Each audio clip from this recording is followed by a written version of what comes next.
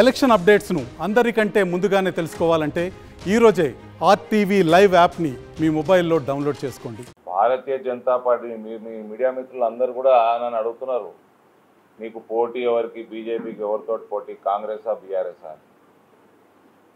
రాను రాను ఇవన్నీ చూస్తూ ఉంటే మాకు పోటీ టెర్రరిస్టులతోట అని అనిపిస్తుంది. పోటీ టెర్రరిస్టులతోట, టెర్రరిస్ట్ ఆర్గనైజేషన్ తోట అని అనిపిస్తూ ఉంది. Student Islamic movement of India SIMI, banned organisation outfit, వాళ్ళు ఓపెన్గా కాంగ్రెస్ పార్టీకి సపోర్ట్ చేస్తూ తీర్మానం చేసి పంపిండ్రు, ముస్లింలందరూ కాంగ్రెస్కి సపోర్ట్ చేయాలి. మేము కాంగ్రెస్ పార్టీ పిఎఫ్ఐ సిమి ఇటువంటి ఆర్గనైజేషన్కి మాతృ సంస్థగా మారుతూ ఉంది. ఇందులో వాడు సిమియోడు రిజర్వేషన్లు, ముస్లింలు ఓబీసీల రిజర్వేషన్లు ఇలా కాంగ్రెస్ పెడుతున్నది. కాంగ్రెస్ ఐడియాలజీ మనతోటి కలుస్తుంది, మన రిజర్వేషన్ల కోసం, ఓబీసీలలో మన రిజర్వేషన్లు పెరగాలి కాబట్టి మనం ముస్లింలందరూ కాంగ్రెస్కి సపోర్ట్ చేయాలి అని ఈ తీర్మానం చేసి 2029 వరకు, 2001లో బ్యాన్ అయిన సంస్థ ఇది, 2029 వరకు బ్యాన్ని కూడా పొడిగించిండ్రు మోడీ ప్రభుత్వం. Students Islamic movement of India was founded in April 1977. Islamic education among students in India, Muslim education, పిల్లల ఎడ్యుకేషన్ కోసం చేసి Islamic revivalist movements of the time, ఇస్లాంని మళ్ళా పెంచడానికి ఈ సంస్థ పనిచేయడం మొదలుపెట్టింది. అలీగఢ్ మొదలైన సంస్థ ఇది. దాని తర్వాత initially SIMI focused on providing Islamic education and promoting Islamic values among students. However over the time its objectives expanded to include advocating for the establishment of an Islamic state in India.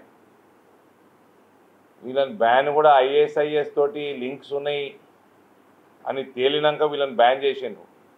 SIMI became increasingly controversial due to allegations of involvement in terrorist activities and promoting extremism.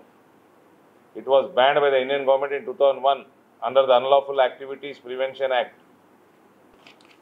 In January 2024, ఈ సంవత్సరం జనవరిలో Ministry of Home Affairs extended the ban on the Students Islamic Movement of India for 5 more years,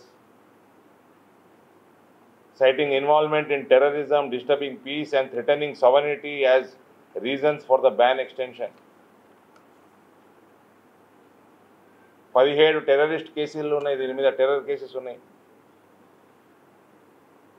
27 మంది SIMI యాక్టివిస్టులు వాళ్ళకి convict అయినరు, sentence అయినరు terrorist యాక్టివిటీలా. The notification mentioned NIA case against ex-Simi cadre AR Qureshi, who along with his associate hatched a conspiracy to join ISIS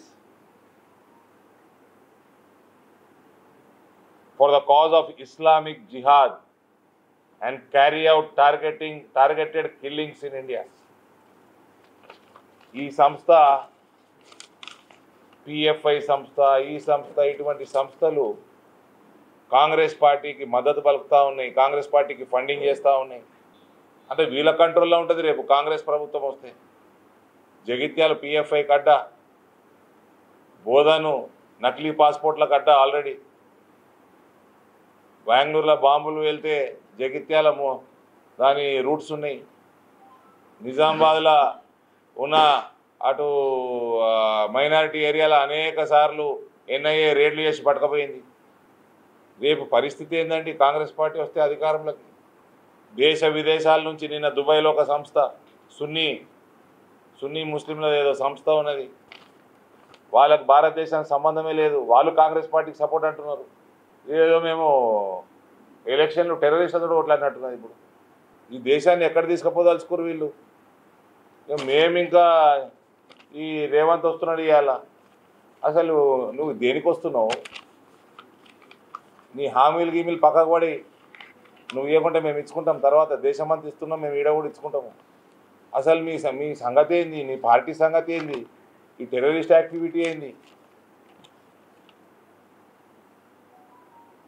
అందుకనే citizenship amendment act మీద, NRC మీద, uniform civil code మీద, 370 మీద stand ఏంది అంటే మా పార్టీ స్టాండే మా స్టాండ్ అంటారు ఇక్కడ అభ్యర్థులు. మీ పార్టీ స్టాండ్ చెప్పు మరి.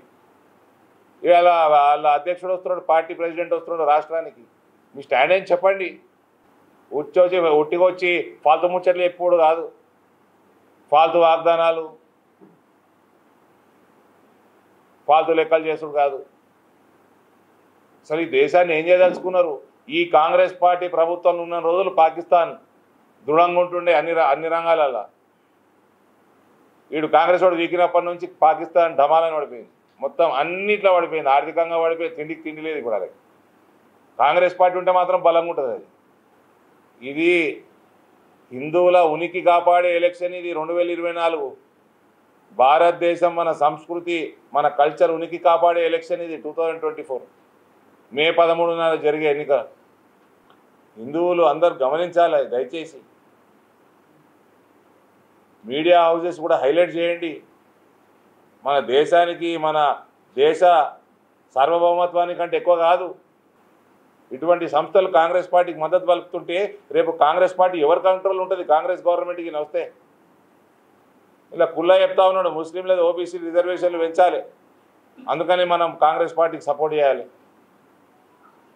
దీన్ని బట్టి అర్థమైతే లేదా ఎవరు హిందువుల రిజర్వేషన్లు, బీసీ ఎస్సీ ఎస్టీల రిజర్వేషన్లు ఎవరు తీసేస్తారు? అదేదో రిజర్వేషన్ పేరు మీద కాంగ్రెస్ పార్టీకి మద్దతు పలుకుతున్నది. అజెండా మొత్తం ఇస్లామిక్ స్టేట్ చేసే అజెండా ఉంటుంది దీనికి. Seriously I'm concern, whom am I fighting? Congress or ఈ అన్నిటికీ మాతృ సంస్థన? ఈ టెర్రరిస్ట్ ఆర్గనైజేషన్స్కి మాతృ సంస్థతో కొట్లాడుతున్నా. ముఖ్యమంత్రి ఏదో తమాషాలకు వస్తున్నాడా? ఏం చేస్తున్నాడు? జవాబులు చెప్పకుండా తిరుగుతున్నాడు. ఏంది గోపన్న, మళ్ళీ ఏదో ఉద్యమాల పోస్ట్ అంటిస్తున్నట్టున్నావు? ఇంకా ఉద్యమాలు ఎందుకు తమ్ముడు? కొన్ని కోట్ల మంది రైతులకు ఏడాదికి 6,000 రూపాయల సాయం, కిసాన్ క్రెడిట్ కార్డులు, ఉచిత రేషన్ పంపిణీ, ఉచిత గ్యాస్ కనెక్షన్లు, కరోనా వ్యాక్సిన్లు, పిల్లలకు టీకాలు, ఆయుష్మాన్ భారత్ పథకం ద్వారా 5 లక్షల ఆరోగ్య బీమా, ఇలాంటి పరిపాలన కోసమే కదా మనందరం ఎదురు చూసింది. మోదీ గారు మళ్ళా ప్రధానమంత్రి కావాలంటే నా ఓటు అవసరం, మీ ఓటు అవసరం, మనందరి ఓట్లు అవసరం. కమలం గుర్తుకు ఓటేద్దాం, బీజేపీని గెలిపిద్దాం. మోడీ మన అందరి నేస్తం, బీజేపీనే గెలిపించేద్దాం.